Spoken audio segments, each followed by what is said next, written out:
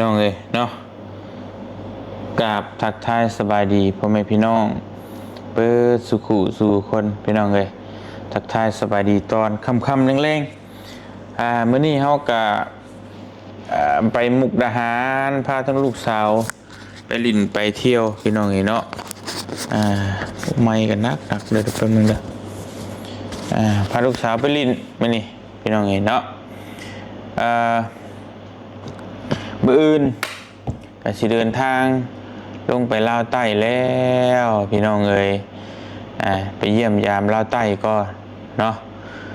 ท่านได้บอกเบานุ่งชมได้นี่พี่น้องฉันได้บอกฉันได้แจ้งทีมงานลาวใต้สับบ่สิลงไปเยี่ยมไปยามถามข่าวพอดีทั้งบ่เตียงก็สิพาพ่อกับแม่เพิ่นเนาะพี่น้องเนาะพอจัดกับเมเกษาเพิ่นพี่น้องไปลิ่นปักเซ่เพิ่นมาจากไปปักเซ่เป็น FC ผู้ใหญ่ใจบุญเพิ่นมาจากทางฝั่งไทยพี่น้องเนาะมาจากทางฝั่งไทยแหละเพิ่นก็มาเซอร์ไพรส์บ่เตียงพร้อมบ่ได้บอกบ่ได้กล่าวเลยว่ามาแบบจุๆเลยพี่น้องเนาะมาฮอดปุ๊บแล้วก็โทรหาปั๊บบ่เตียงกำลังไปทอดกฐินอยู่วัดป่ามหาวันสาวทองกับนงลี่เนาะเผาห่านท่าพี่น้องโทรบอกว่ามี FC มาหาบ่เตียงก็เลยรีบมาแล้วก็แวะซื้อน้ำกินน้ำยามาสู่เพิ่นกินแล้วก็อิ่มข้าวอิ่มน้ำแล้วก็ไปพักผ่อนบัดนี้พี่น้องมีแต่ว่าตื่นมาแจ้งหูแจ้งตาจังว่าการว่าซั่นทางพ่อกับแม่เพิ่นก็เมื่อยเดินทางมาแต่ไกลมาจากกรุงเทพฯพี่น้องเนาะเพื่อมาเยี่ยมยามทำข้าวทั้งบ่เตียงนะเฮาก็โอ้ยพี่น้องคิดเห็นใจเพิ่นมาเยี่ยมยามมาไกลเนาะก็เลยอยากพาเพิ่นไปหม่องที่เพิ่นอยากไปพี่น้องคือน้ำตกดินลาวใต้พุ่นแหละเฮาก็สิไปเยี่ยมยามลาวใต้ได้สัก 2-3 มื้อแล้วสิขึ้นมาพี่น้องเนาะ พอดีกลับมาฮอดบ้านฮอดเมืองพี่น้องก็มีทางทีมงานส่งคลิปมาให้เบิ่งนะพี่น้องเนาะส่งคลิปมาให้เบิ่งทางบอกคำว่าซั่นพี่น้องตู้คำเนาะพี่น้องเนาะก็เป็นหมู่คู่กันคนในบ้านนี่แหละพี่น้องหมู่คู่กันตั้งแต่ข่าวยังน้อยพุ่นแหละก็คนบ้านเดียวกันเนาะก็เป็นหมู่คู่กันตั้งแต่รุ่นสิได้พุ่นแหละพี่น้องก็จนไปเฮ็ดงานเหตุการณ์ก็ไปลิ้นน้ำกันไปมาหาสู่กันตลอดเนาะแล้วก็ในปัจจุบันนี้เฮาก็ต่างคนต่างเฮ็ดเวียกเฮ็ดงานหน้าที่ภายหน้าที่มันพี่น้องเนาะก็ต่างคนต่างไปแต่ก็คือเก่าหั่นแหละเนาะก็เป็นหมู่เป็นคู่กันคือเก่าพี่น้องก็บ่ได้ว่าห่างเหินกันไปทางใดก็ยังทักทายกันคือเก่าต่างแต่ว่ามันก็บ่คือแต่ก่อนเนาะเพราะว่าเฮามีหน้าที่รับผิดชอบถึงจะอยู่บ้านเดียวกันก็แทบจะบ่ได้เจอหน้ากันได้พี่น้องคือบ่ค่ำนี่แล้วก็ไปเฮ็ดงานอยู่ไทยเนาะแล้วก็กลับไปบ่เตียงก็ไปเฮ็ดเวียกเฮ็ดงานตามที่เฮาเคยไปนั่นแหละเฮ็ดเกี่ยวกับสายบุญช่วยเหลือคนทุกข์คนยากพี่น้องก็บ่ได้ค่อยได้เจอกันเนาะพอดีเห็นทีมงานส่งคลิปมาให้เบิ่งแล้วก็บ่เตียงก็เข้าไปฟังเนาะพี่น้องเนาะก็จังว่าคำว่า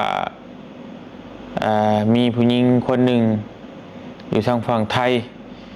ก็โทรมาขอความช่วยเหลือบ่รู้ว่าจังใดเฮาก็บ่เข้าใจความหมายเนาะพี่น้องเนาะ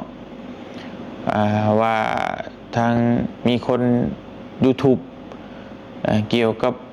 สายบุญเฮ็ดช่วยเหลือคนนี้ว่าซั่นแต่เพิ่นก็เว้ากวมร่วมนะว่าเป็นทีมงาน YouTube สายบุญบ้านโคกแต่ก็บ่ได้บอกว่าเป็นชื่อไผบ่ได้บอกก็แน่นอนแหละพี่น้องเนาะทั้งนี้ทั้งนั้นก็ว่าเรื่องสายบุญ หลายคนก็ ต้องโยนมาทางทีมงานบ่เตียงไงนะพี่น้องเนาะทีมงานชายบุญนี่คือมันก็มีชายบุญทั่วประเทศลาวนั่นแหละเนาะทั้งเหนือจะลดใต้ตอนนี้ก็เป็นถือว่าเฮ็ดเกี่ยวกับช่วยเหลือคนน่ะมันก็เอิ้นว่าสายบุญได้ปึ๊ดนั่นแหละพี่น้องเอ้ยแต่ว่าที่ลักๆกันน่ะ FC เพิ่นก็คอมเมนต์มาแล้วส่งมาบอกแล้วว่าบ่เตียงงั้นเห็นบ่คำเว้าแบบนี้นะทางทีมงานนี่เห็นคลิปแล้วบ่นั่นนี่นะก็ควรออกมาเว้ามาอย่างนี้เด้อเดี๋ยวผู้คนสิมองเฮาบ่ดีว่ามันเรื่องราวมันเป็นแบบใดนะเนาะสำหรับเบาเตียงนี่ก็พี่น้องเอ้ยอันนี้เว้าเฉพาะแต่เบาเตียงเนาะก็ยังบ่ได้รวมทีมงานได้เว้าเฉพาะแต่เป็นบุคคลไปเนาะเบาเตียงมาเว้าคลิปนี้ก็เพื่อว่าปกป้องสิทธิของเบาเตียงเองนะพอดีกับทางเบาคำได้อัดคลิป2คลิปนี่แหละพี่น้องเนาะเกี่ยวกับว่าผู้หญิงโทรมาหรือว่าแชทมาเนี่ยเขาก็ยังบ่ฮู้บ่ได้ถามแต่ว่าคำว่ามี YouTube เกี่ยวกับเฮ็ดสายบุญช่วยเหลือคนนี้แล้วไปเฮ็ดเพิ่นท้องสินะพี่น้องท้องแล้วบ่รับผิดชอบหรือว่าประมาณนี้แหละเนาะบ่เตียงก็พังคร่าวๆแต่บ่รับผิดชอบแล้วมันก็ไล่แรงได้นี่ก็ได้เฮ็ดท้องแล้วบ่รับผิดชอบนี่ก็ได้พี่น้องเอ้ยกันเนาะแล้วบัดนี้ทางเฮาก็ได้ยินแล้วมันก็อ้าวคือว่าจังซั่นนะพี่น้องเนาะทางทีมงานก็เว้ากันอยู่ว่าอ้าวมันแบบว่าสมมุติว่าผู้หญิงคนนั้นเว้าว่าทีมงานสายบุญหรือแม่นหรือบ่แม่นก็บ่ฮู้แหละแต่เพิ่นเว้าว่าเฮ็ดคลิปช่วยเหลือคนแล้วก็คำว่ามีคำว่าสายบุญนั่นน่ะเนาะ FC ก็โยงมาว่ามันต้องเป็นทีมงานเฮาหรือบ่ก็บ่ฮู้เนาะแต่ว่าเพิ่นก็คอมเมนต์มาว่าบ่เตียงเห็นแล้วบ่คลิปนี้เพราะว่าถ้ามันบ่เป็นเรื่องจริงก็ควรออกมาอัดคลิปเนาะปกป้องสิทธิเฮาอันนี้บ่เตียงก็มายืนยันเนาะเฉพาะแต่บ่เตียงเองเพราะว่าในทีมงานแต่ละคนก็เดียวให้เพิ่นออกมาเว้าเองยืนยันความบริสุทธิ์ใจของแต่ละบุคคลไปสำหรับบ่เตียงน่ะ1,000,000%พี่น้องไงบ่มีแน่นอนเนาะเฮ็ดเกี่ยวกับคนไทยคนอย่างท้อง1,000,000%เลยพี่น้องบ่มีแน่นอนเนาะเอามาสาบานหรือเอาบุคคลนั่นออกมาเฮ็ดได้ก็ได้นะพี่น้องเนาะสำหรับบ่เตียงอันนี้ออกมายืนยันเลยว่าเป็นบุคคลใดแต่บ่เตียงก็จะให้เป็นแบบนั้นนะพี่น้องเนาะผู้หญิงคนนั้นน่ะชื่อว่าจังใด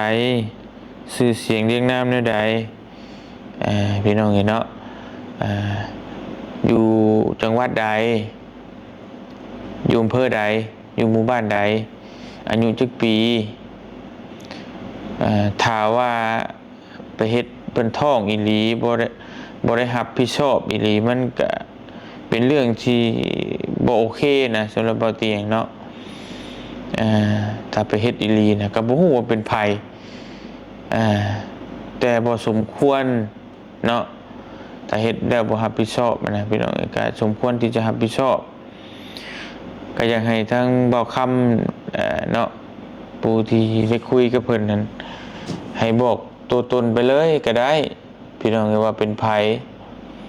เอาผู้หญิงคนนั้นมายืนยันก็ได้เนาะเอาหลักฐานมาพร้อมพี่น้อง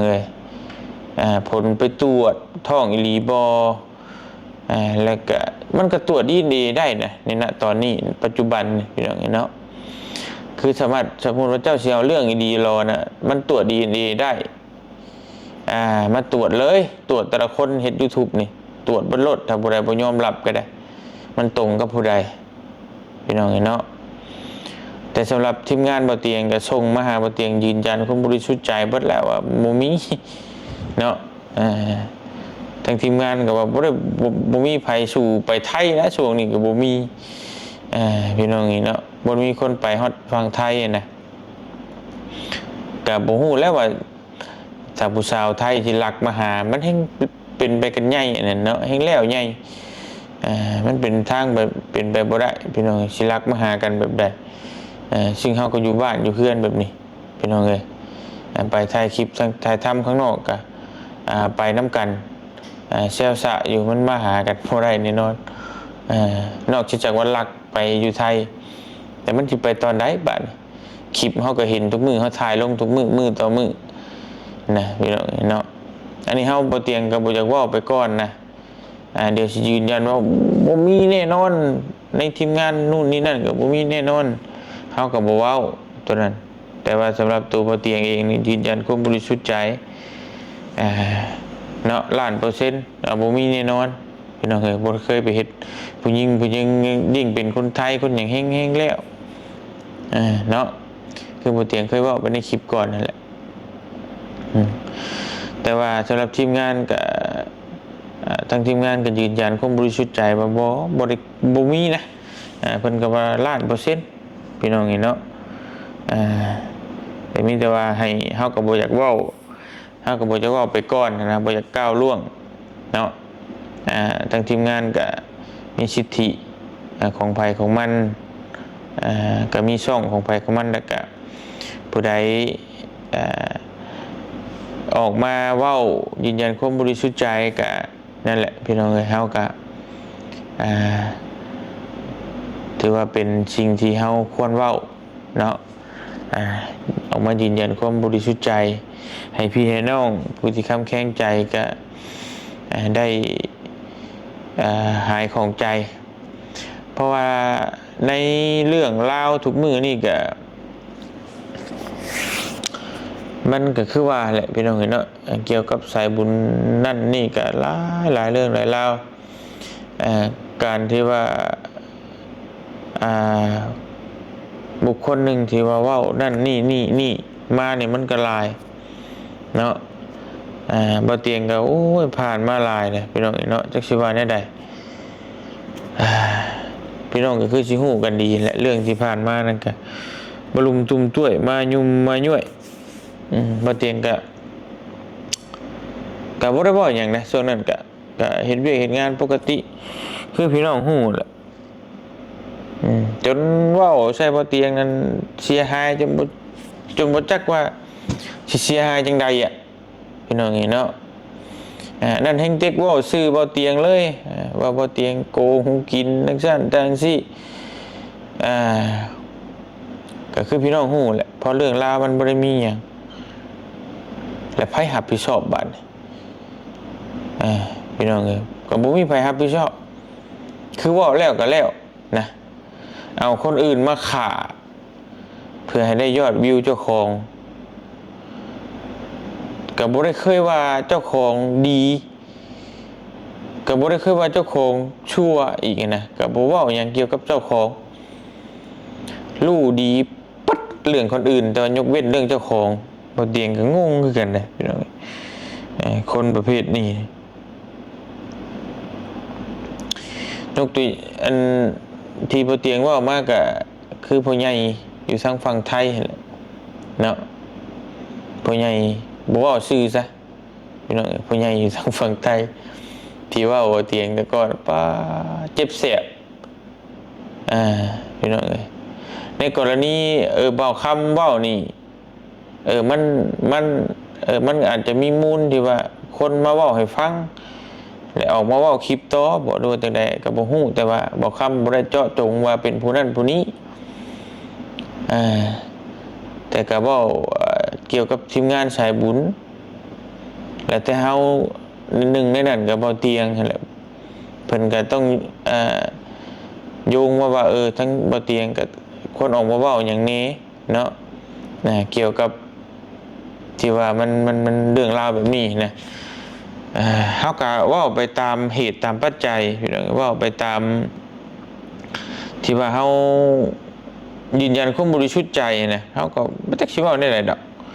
มีแต่ว่าทั้งตัวบ่เตียงเองนี่บริสุทธิ์ใจ100%บ่เป็น100%ล้านเปอร์เซ็นต์พี่น้องเอ้ยเนาะสมมุติว่าเพื่อจะหายของใจนี่ก็มาเลยก็ได้เนาะแบบใดก็ได้เบิดยืนยันความบริสุทธิ์ใจนะสิพาบ่เตียงไปสาบานวัดใดก็ได้เบิดตรวจดีนออกดีนเอตรวจยังได้เบิดบ่ได้เคยยากเนี่ยมาโลดเนาะพี่น้องสำหรับเรื่องนี้นะอันนี้ว่าสำหรับเรื่องนี้สำหรับเรื่องกันว่าไปเฮ็ดผู้หญิงคนไทยท้องนี่เนาะแล้วก็ได้เว้าแล้วก็เว้าเรื่องที่ผ่านมาเพราะเรื่องที่ผ่านมาก็คือพี่น้องฮู้แหละเว้าสารพัดสารเพรวยผิดปกติรวยแบบว่าเอาเงินมาจะใช้เฮ็ดห้านค้าเอาเงินมาจะใช้ซื้อรถบ่เตียงก็เอาออกมาให้เบิ่งชี้แจงเบิดเอารายได้ไม่ให้เบิ่งบ่เตียงรวมๆได้ปีนึงเนี่ยมันซื้อได้สบายสำรถนะพี่น้องเนาะได้บ่เตียงได้มาด้วยความบริสุทธิ์ใจบ่ได้คดโกงไผมานะยอดวิวยอดโฆษณาพี่น้องเบิ่งให้แหละเนาะแล้วบัดนี้ก็แถไปเรื่องใหม่อีกพอเฮาชี้แจงเรื่องนี้ได้เฮาเอาเงินมาใส่เฮ็ดร้านค้าเอาเงินมาใส่ซื้อรถพี่น้องเอ้ยแล้วเฮาก็อธิบายได้เฮาชี้แจงได้แล้วก็บอกเป็นเรื่องใหม่อีกบาดพอชี้แจงเรื่องนี้ได้กับไปเรื่องที่ว่าเพิ่นสมมุติว่าผู้ใหญ่ฝากเงินมาให้500หรือ1,000ฝากมา1,000เอาไปซอยเขา200 800เก็บไว้นะในนั้นก็ยังคิดนะพี่น้องคิดได้นะผู้เว้านะมันก็มีเนาะบ่เตียงก็โอ้ยคิดว่าผู้ใหญ่เพิ่นงูบ่คิดว่าผู้ใหญ่เพิ่นเป็นคนแบบใดดีบ่เตียงนะงงกับผู้ที่เว้าแบบนี้นะคนที่เว้าแบบนี้คิดว่าผู้ใหญ่ที่ว่าซอยทั้งฝากเงินมาให้บ่เตียงหรือทีมงานแต่ละคนนี่เพิ่นงูบ่คิดว่าเพิ่นงูซะบ่พี่น้องเอ้ยเนาะเพิ่นแฮงฉลาดเพิ่นรู้จักว่าสินค้าราคาเท่าใดบางคนก็บอกว่าโอ้ยบ่เตียงผู้คนที่เว้าใส่เฮานะแต่กับเพิ่นก็บ่ได้เว้าว่าบ่เตียงดอกอันนั้นก็ได้ที่เว้ากวมรวมคือกันนั่นแหละว่าทีมงานสายบุญว่าสายบุญพี่น้องเอ้ยสายบุญทุนคนอื่นแล้วก็ที่เฮ็ดสายบุญเด็กซอยคนแท้ๆเป็นหยังจังบ่เอาเงินคนอื่นเป็นหยังจะเอาเงินคนอื่นเป็นหยังคือบ่เอาเงินเจ้าของนั่นน่ะพี่น้องเนาะบ่เตียงกันเลยว่ามันจะสิเว้าได้ใดพี่น้องเนาะมันบ่มีความสามารถที่เอาเงินเจ้าของไปซอยคนได้มากมายมหาศาลปานนั้นนะยกตัวอย่างคือพี่น้องฝั่งไทยคนดังๆเดี๋ยวนี้แหละบ่เตียงบ่ว่าชื่อก็ได้เนาะพี่น้องเนาะที่เพิ่นซอยตามชายดอกชายแดนตอนนี้นะเพิ่นก็มีแต่เอาเงินคนที่ซอยบริจาคไปแหละไปซอยนะพี่น้องเอ้ยซึ่งบ่มีคนใดที่เอาเงินเจ้าของซอยได้เป็นตลอดถ้าว่า5 ปี10 ปีในซอยเฮ็ดบ้านให้คนหรือว่าซอยครั้งนึงได้แบบนั้นนะแต่ว่าซอยตลอดแบบบ่เตียงนี่มันสิเอาเงินมาแต่ไสพี่น้องเอ้ยเงินเจ้าของไปซอยนะเนาะมันบ่ไหวดอกแค่เฮาก็บ่ได้ว่าร่ำรวยปานนั้นนำพังถุงมือนี่นะทั้งบ่อเตียงเงินที่ว่า YouTube ได้มาหั่นเอาเติมน้ำมันแล่นไปซอยคนนี่ก็แทบจะบ่เหลือเก็บเลยเด้พี่น้องเห็นเนาะมันบ่ได้ว่าสิว่าเก็บกำได้หลายปานนั้นมันบ่ได้คือสำหรับคนอื่นคิดจังซี่ พี่น้องเอ้ยถ้าว่าบ่เตียงเก็บแบบประหยัดโดยที่บ่ได้ใช้จ่ายอย่างอีหลีรอนะบ่เตียงได้รถขี่ได้10 คันบ้านก็ประมาณ3 ชั้นเนาะแต่ด้วยความที่เฮาขี่ที่บ่เป็นเฮาขี่ที่บ่เป็นประหยัดอดออมบ่เป็นเฮาเห็นคนเฮาลำบากอะให้เบิดปานนั้นก็ยังเว้านะพี่น้องแต่ละคนก็ได้เฮาก็ยังงงคือกันจักแนวสิเว้าจักแนวสิว่าก็ย่าเพิ่นดอกพี่น้องนี่เนาะเฮาก็เฮ็ดไปของเฮานี่แหละเมื่อยบ่เตียงก็จักสิว่าได้ไดบางเทื่อเฮาบ่เฮาเฮ็ดชุดๆแล้วนะผู้ใดบ่มาเฮ็ดแบบบ่เตียงนี่บ่ฮู้หรอกว่ามันเมื่อยจังไดพี่น้องนี่เนาะเฮ็ดช่วยแบบแล้วก็ยังมีคำเว้าคำว่าเนี่ยมันก็โอ้เมื่อยเลยถ้าใจบ่สู้ดีๆถอยลายแล้วพี่น้องสังเกตดูว่าถอยก็ลายตอนนี้เกี่ยวกับเฮ็ดสายบุญนี่มันบ่ไหวจักอหยังอีหยังหาเงินมาเติมน้ำมันรถไปนี่มันก็บ่ง่ายเลยนะพี่น้องเนาะคนยังบ่มีรายได้คือทางน้องนิวน้องหยังตอนนี้คู่มือนี่ก็ยังบ่มีรายได้อยู่จาก YouTube นี่ก็ลำบากยืมเงินแม่เงินหยังก็ทึกไปแต่ว่าน้องมันก็จักสิทนฮอดมื้อใดเพราะมันบ่ไหวนี่แหละพี่น้องเอ้ยเนาะเป็นรายเดือนเป็นปีไปได้มันยังบ่ได้เงินจาก YouTube นี่มันก็บ่ไหวดอกนั่นแหละจึงถอยไปลำพังแล้วบางคนใจบ่อึดเนี่ยมาโดนกระแสถล่มอีก